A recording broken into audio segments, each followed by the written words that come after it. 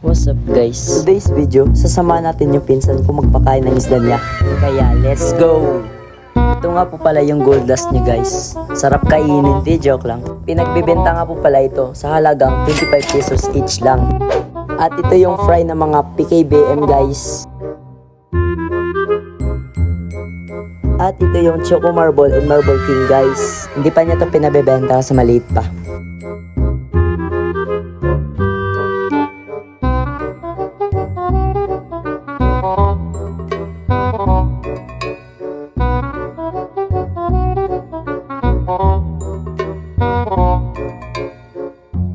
At ito yung PKBM guys. Yung isang pinsan ko gumawa ng kalokohan guys. Tingnan nyo naman.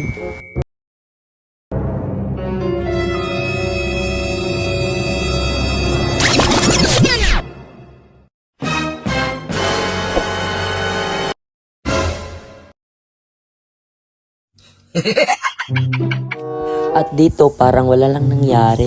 Lokong bata. Sinamahan pa kami magtingin ng isda. Hindi niya alam may kamera pala. Ito na lang yung video ko guys. Thank you sa panonood.